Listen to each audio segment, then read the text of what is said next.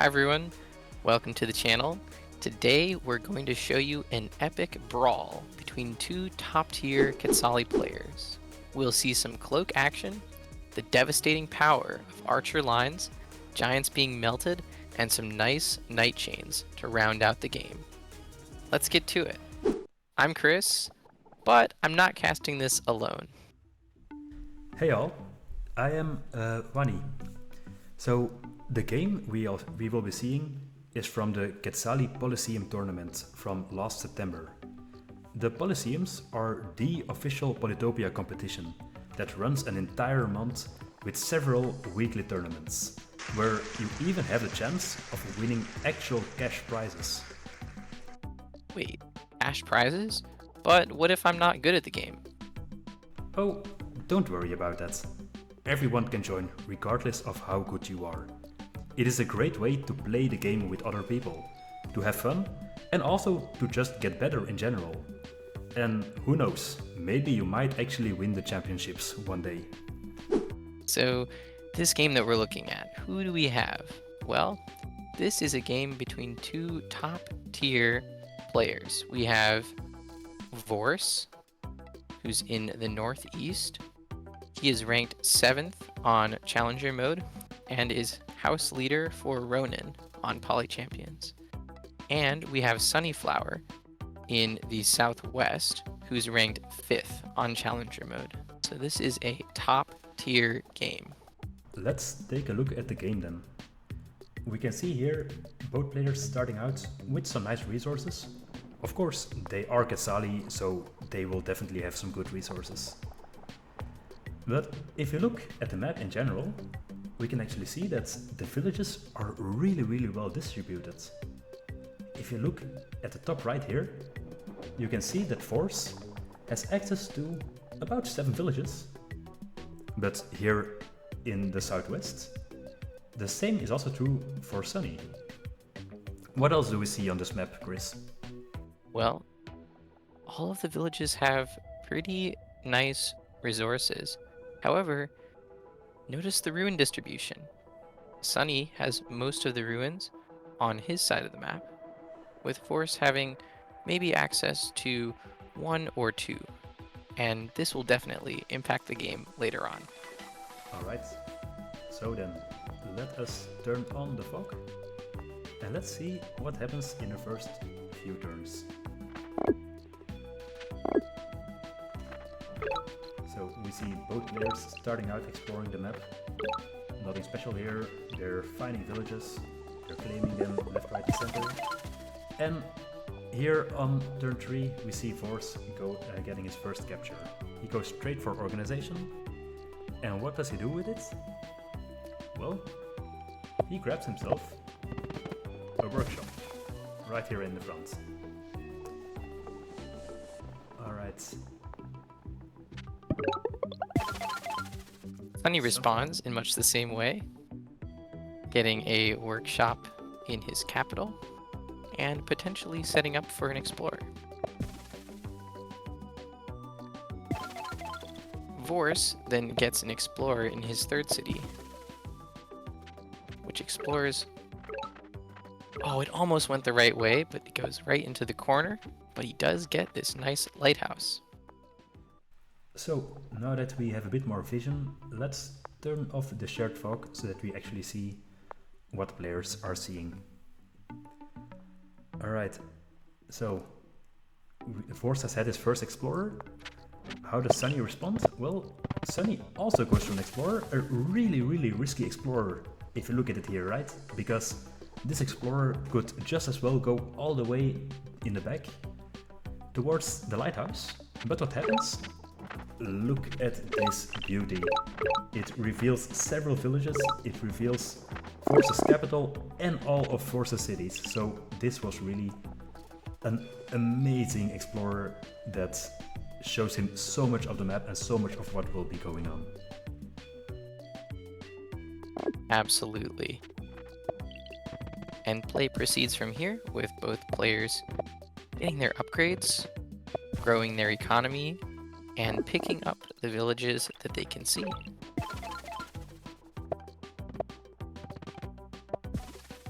some more workshops to get the economy going. And we are spreading out. Oh, we see here that is Sunny going for the first ruin of the game in the top left corner. What else, what else? See Vorce? Oh, Vorce is going for another village. And whoa, whoa, whoa, whoa, whoa. Vorce goes straight for diplomacy in this game. So what does that mean? Well, he definitely knows where Sunny's capital is now. But I don't know, Chris. I think he might be planning some sneaky backstabbing. Yes, indeed. Getting cloaks early, trying to land those daggers, and perhaps getting some vision. He's lacking vision of his opponent right now, so he would definitely like to be able to send in some cloaks to get that valuable vision while also starting some riots. And of course, he continues capturing villages and in general boosting his economy. Nice veteran swordsman for Sunny here. It's going to be quite close to Vorce and allow him to try to contest the top side of the map a little bit. That does definitely look scary. I would not want to be faced with that one. We get Otherwise, a bit more economy here, but again we can already see here that, well, Sunny still has all this vision. Sunny knows exactly what's going on Vorce's end. He knows how Vorce is positioning, he knows how Vorce is building up his economy. So in that regard, information in this game can really be key. and Vorce is lacking that key information, stepping his warrior onto this beautiful 5-fruit village in the south, not knowing that Sunny can take him off of it and secure it one turn earlier with his warriors. Which, of course, is exactly what Sunny will do. And Sunny, seeing that Vorce has a cloak, decides to go for a cheap and effective counter, Archery. So, Vorce, seeing that Sunny has Archery, how does he see it? Well, if you look at this defender here in the middle, it has a defense bonus. That can only mean one thing: Sunny has just bought Archery and might be making some archers. And so Vorce makes the decision here that, well, he doesn't want to send his cloak towards the archers. Instead, he moves it away from where the action is, using it to explore a little bit.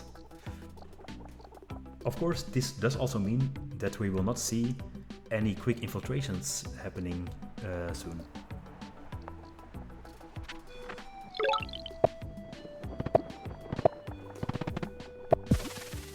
See a bit more economy being built up. Oh, and the first action, this veteran swordsman really proving its worth together with the archer in killing the defender, and even revealing, oh, let's go back a little bit for that one, but the swordsman even reveals the ruin that we thought would actually go to Vorce because it was so much closer to his terrain. But now with a veteran swordsman over there, who knows? And Sunny gets a fantastic explorer here, recognizing that it will only go towards the east, which is the closest fog tiles, and it reveals pretty much all of the rest of Vorce's cities that he's going to get in the east, as well as getting the lighthouse.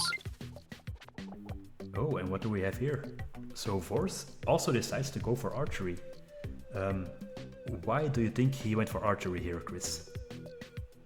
Well, although riding and roads are normally a great counter to archers, Vorce wants to get them himself because he knows that he's going to have to kill lots of defenders, which are high health, and he wants to give his daggers defense bonuses from archery. In addition, archers are a cheap and effective unit for dealing with things like that pesky veteran swordsman that's on his borders. Exactly, because without archers, I don't see him taking that one down all that easily. We also see that here in the south, Vorce decides not to use his cloak in the attack. Instead, the cloak goes all the way to the back, where it can use its ability, its scout, which reveals a lot of tiles. So this cloak has transformed from an offensive tool into now a really great village finder. Furthermore, by moving all the way here, he removes all the fog in the backline. And why does it matter? Well, that means that this explorer will be able to be shaped in such a way that it goes straight towards Sunny's cities. Sadly, so close, but he barely missed the lighthouse. That one would probably have stung.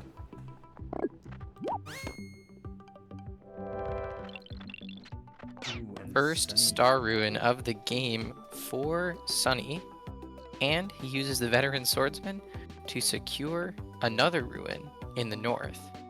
The star ruin allows him to get climbing, which allows him to continue attacking Vorce and try to contest the ruin in the east as well, while also growing his economy and training lots of units. Exactly. I mean, up until now, Vorce was ahead in economy, but with this turn, Sunny really caught up. So yeah, what's Vorce gonna do about this? He does use his cloak very well to both go for the village and to find the lighthouse in the east. By the way, keep in mind, Sunny has no idea where this cloak is right now. Sunny will probably be sweating buckets, because who knows, this cloak might arrive at the cities at any time. We see some more. Vorce then gets a nice wall in the south city to protect it, because it's a little bit isolated right now. Oh, that's right, because without a wall, it's so far away from the other cities that it's probably difficult to defend that city. That's a really good move, actually. We see Sunny getting another star ruin in the north here. So yeah, he will now really be able to build up his economy with that. How is he going to do that? See some more units moving, some more attacks. Oh, he goes for the ruin. Well, he uses the star ruin to get forestry, which otherwise would have been a very expensive technology, and allows him to upgrade most of his cities. He then chops lots of forests to train even more units. That does look like an incredibly threatening line of archers right there. Oh yeah. And at this point, the players really start to build up their archer lines. It's almost like two forces staring each other down, with neither force really wanting to advance too far, or else they'll get mowed down by the other line.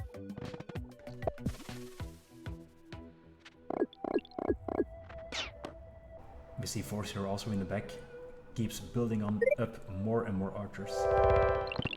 But actually, this one is quite interesting, because here in the back we see Vorce just captured the city with his cloak. Now, doing that actually reveals the cloak. So right now, Sunny, who has vision of this village, knows exactly where Vorce's cloak is. He now knows exactly, well, how long it will take before that cloak can actually reach his cities, and how long he has before he can be attacked by daggers. Really nice population ruin for Sunny here, getting him much closer to his first giant, and allowing him to set up for a second giant with the monument. Getting lots of nice little kills here, and pushing forward, landing a nice defender siege for the first siege of the game. See another ruin here for Sunny, and he starts really building up his economy. We will definitely see giants next turn. Of course, the siege was not going to last with so many archers around, so Vorce goes ahead and kills some of them. Oh, did you see that? All the way in the top here, we have the second cloak in this game. So now Vorce has two different cloaks, slowly moving closer to Sunny cities.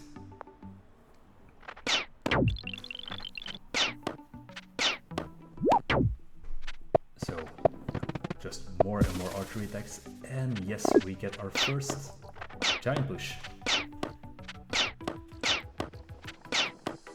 Yes, excellent play by Sunny, using the giant push to get the warrior closer to the city so that he can siege. This allows him to get a beautiful double siege against Vorce, and while neither siege will hold, it denies Vorce plenty of stars, and puts him on the back foot.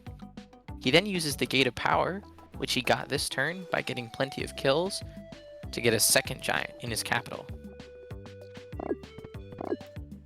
Really nice play by Sunny. So yeah, how will Vorce deal with this? Of course, he has enough archers, he can get them down. But he will need to make sure that he actually starts going back on the offensive a bit, because at the moment, Sunny keeps harassing him, and I mean, it's never nice, right, to have so many units attacking your cities. But we see the cloaks advancing.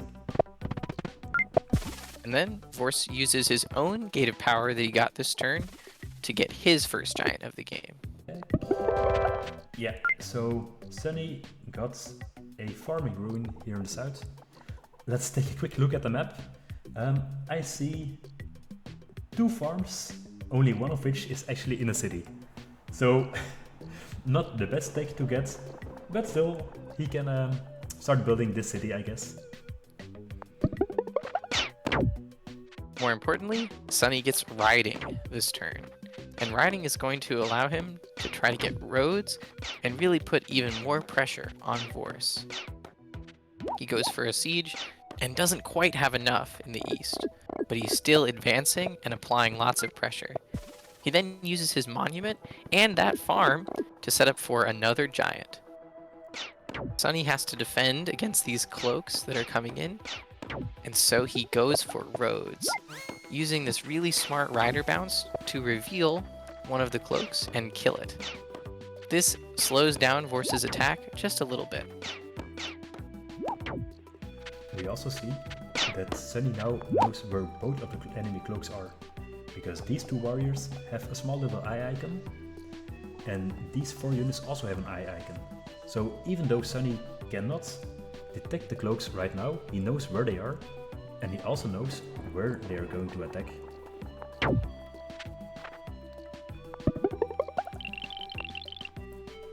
Alright, Vorce gets climbing. Of course, climbing really good one for making sure your daggers can spawn on the right positions. And Vorce, well, he's going on the attack. He has now pushed back hard enough with his archers so that his cloaks are in position to be able to strike deep into Sunny's lines. He's attacking 2 cities next to each other and creating this really quite threatening force right in the middle of Sunny's army. Sadly though, his 3rd cloak got found, so he will not be able to set up another cloak attack next turn.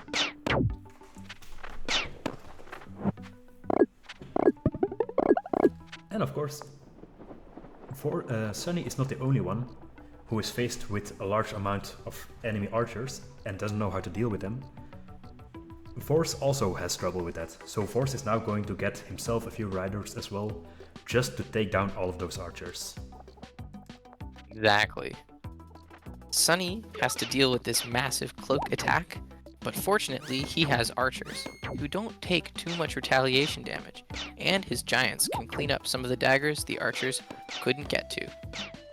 However, there's still a lot of daggers, and he's not able to kill all of them this turn. So Vorce's attack is still continuing to run. Too bad for Vorce though. He doesn't have any more cloaks in the front line, so he can't keep up the same level of attack using his cloaks. So instead, he keeps putting on pressure using his archers, using his new riders, moving forward a bit, and just in general being very annoying with the cloaks in the backline. Because they are still doing a lot of damage, they are still really disturbing whatever backline Sunny has built up. And yeah, we see here Vorce, he wants to get the pressure back, he wants to get more cloaks to the front to really keep Sunny on the back foot. But Sunny is going to be able to respond to this and uses his new riders and his multitude of archers to clean up the last of the daggers, as well as some convenient road connections to begin to pump out a few more giants. Sunny now has 4 giants compared to Vorce's 1. That is a really big difference in giants.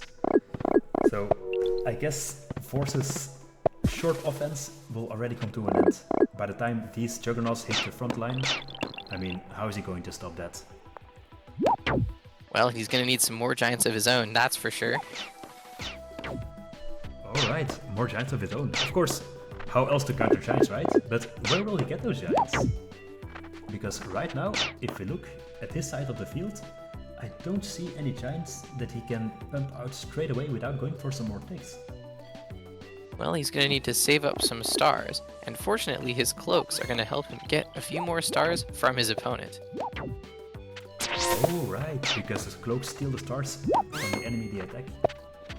They do indeed. Here's a nice veteran siege from Sunny, using that veteran rider to place a really threatening siege on one of Vorce's backline cities. That's a lot of pressure. Speaking about pressure, have you seen the giant and defender here on the other city as well? I mean, how is Vorce going to deal with that? He starts moving around his archers and just starts shooting things. Oh, we see some more attack actually by Vorce. So he's still using those cloaks to try to disrupt Sunny's backline, to try to win back some of the momentum. Yeah, that's an excellent cloak. Gives him lots more stars to work with this turn. And Wani, how's he going to protect his central city? Well, actually, I really like this one. So right now, he's making a giant in his central city. Now, you might wonder, why is he not waiting with a giant? Why doesn't he wait until the enemy giant sieges the city to then push it off? Well, right now, there's only a single giant next to the city. But if he waits a turn to make his push happen, then there will be more giants next to the city, and his giant will probably get killed in the process. So Vorce decides that even though he has a good push opportunity and might even have a Houdini opportunity here, it is not worth it to keep the giants in stock for that. He wants a giant right now because he needs that offensive power. Absolutely. But yeah, Sunny, unfazed, just keeps pushing forward, keeps destroying archers and keeps putting on pressure. His own backline is in danger, but I mean, he has the units to deal with it, right? Oh. And here is a nice placement of the Grand Bazaar, using that monument to get a border growth in the East City. However, look at Vorce's side. Vorce has a cloak on the mountain southeast of his archer, which will immediately be able to take advantage of Sunny getting that border growth. Quickly change to Vorce's view. Yeah, right here, this cloak, right? Yes. And cloaks love border growths because those daggers will spawn in the most inconvenient places for your opponent with lots of available defense bonuses. So Sunny going for this border growth, it's great for him, but it's going to hurt that much more because of it.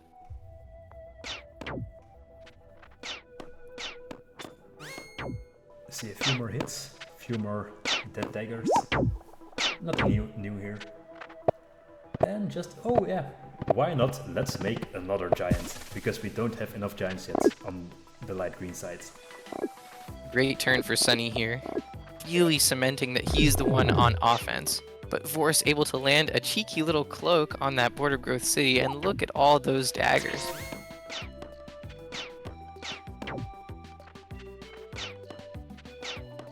I see a lot more attacks here, and Vorce is starting to actually whittle down all the giants near his north city. Exactly.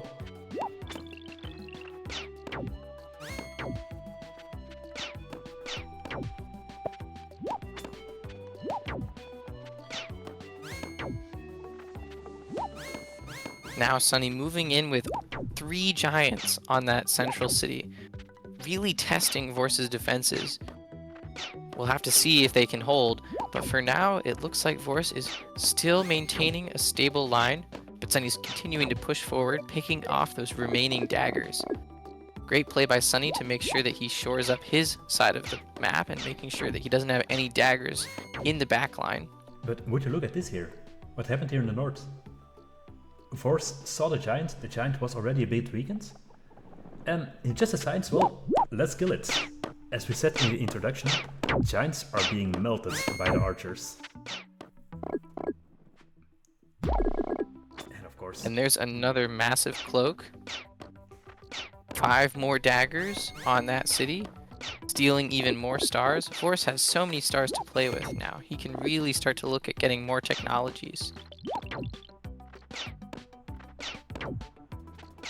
Of course, Sunny is still able to clear the daggers, but just look at how many units he needs to do this. How much he is investing in actually trying to keep this city safe. We see some more offenses on the north side here, but in general, it's just more of the same. Sunny decides, oh well, no, he's still detected, but oh, would you look at this? Sunny has recognized that all those archers are still a problem for him, even with his riders. So he got himself free spirits. That can only mean one thing, right?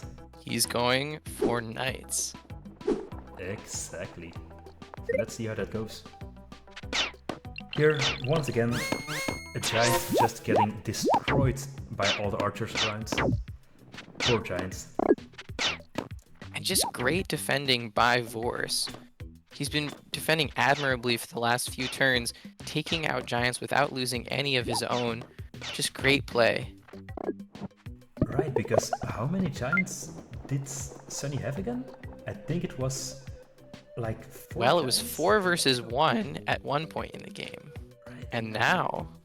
I think Vorce has killed 3 already at this point. So Yeah, and only lost 1 himself. Alright. Yeah, that's indeed really, really nice defensive play. Will he be able to keep this up though? Because, as we saw, we might be seeing knights very soon. Oh! More giants for Vorce. Yes, working on getting a few more giants, probably next turn. And there it is, the first knight of the game for Sunny. Going to try to put more pressure on Vorce to answer. And here are some nice sieges by Sunny, continuing to deny Vorce some stars. And again, probably not going to stick, but Sunny knows that. He just knows, well, this 3-star defender is worth a lot less than the star income I'm denying. So he just keeps it up. And here in the south, no, in the east, we actually see that Sunny is starting to find the other cloak. He now knows where they are coming from, how they are attacking his city. And I think he will try to deal with that, because he makes this entire wall. And why does that matter, Chris? Well, if a cloak has no tile it can move to outside of a city, then it can't infiltrate. This is called blocking cloaks, and Sunny is demonstrating exactly how to do that.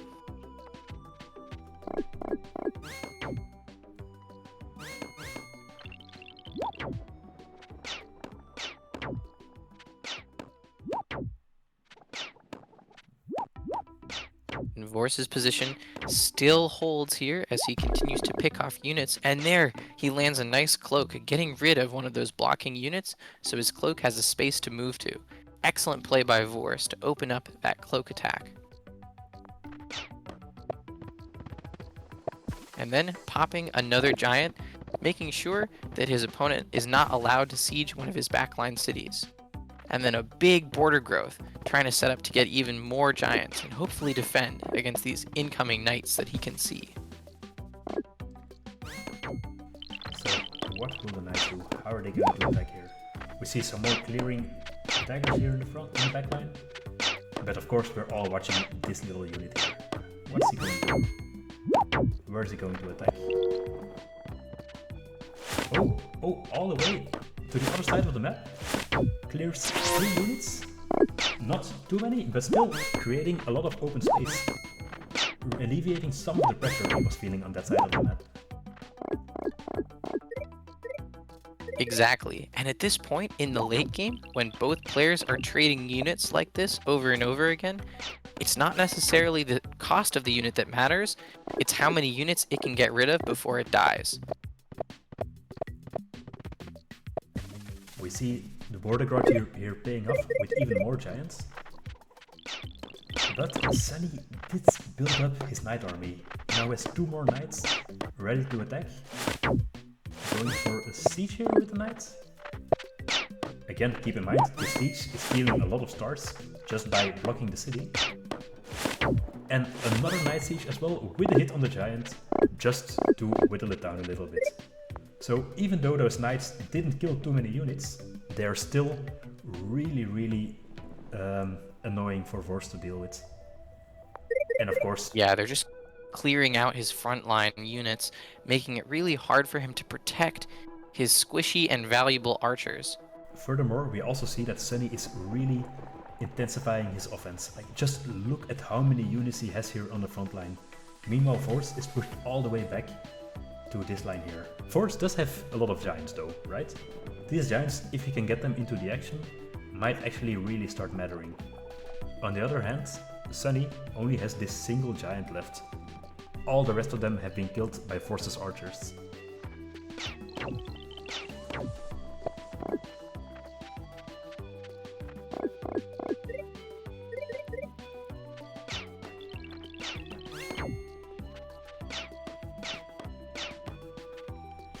See some more knight action, some more unit kills. And here Sunny's just continued to try to break through Vorce's front line, getting another giant kill and another big siege. And look at all these defenders for Sunny right on the front line.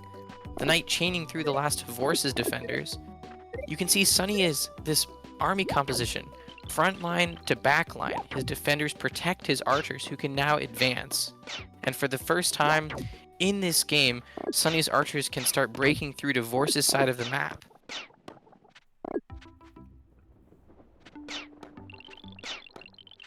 Vorce continuing to try to defend, but Sunny keeping up this pressure. That's a big giant siege on the walled city. On turn 26, Vorce's walled city finally gives way and Sunny can siege it. And now Sunny working on killing another giant. And there it is. From full HP, Sunny's going to be able to kill another one of Vorce's giants and really make this siege hard to break. Now here in the end, Vorce sees the giant on the city and knows this is going to be so difficult to deal with. He is going to go all out, going to try to keep it. And look at how he's positioning his units. It clearly looks like he's trying to set up what we call a Houdini. Trying to make his own giant underneath Sunny's giant so that Sunny's giant will disappear by blocking all the tiles around it. It's an ambitious play, but what happens, Wani? I'm afraid he just barely lacks the units he needs to pull it off. He sent all his units forwards, and then just some very minor issues with getting his units in the right position. This rider blocking the tiles towards this forest, so he can't actually get all his units underneath it. Of course, keep in mind, guys, these players are really good players, but these are live games. They're playing with a clock ticking. They can't just sit down and really draw out the best plan. So even with all of this, Vorce sadly barely misses his Houdini and doesn't actually manage to destroy the enemy giants. And I think at this point Vorce decides, well, I'm not going to win this anymore. I should have been able to kill the giants. I didn't manage, sadly. And he decides that he can't keep up anymore against all the knights and all the archers and defenders that Sunny is throwing at him. So, Vorce resigns. Chris, what did you think of this game? Oh, just fantastic game. Really solid micro. really solid unit movement and combat and decisions from both players throughout all points in the game. It was a nail-biting game, and as we said from the beginning, right, they both had their nice setup of 7 cities and used it to its maximum potential. It was just a thrilling match to watch. Exactly, and with so many back and forths, with so many special units, like how often do you see those big archer plays? How often do you see cloaks really going in there and taking control? So in my opinion, this was a really beautiful match, and just with how the map was laid out in such an equal way, I think this one really got to showcase the skill of the players involved here. Exactly. Thank you so much for watching. Hopefully we'll see you in the next Polysseum. Please like and subscribe, it helps us a lot. Join our Discord and other social media, the links are in the description. And if you'd like to see more Polysseum content, please click the emoji video on the screen. Take care, and we'll see you in the next one.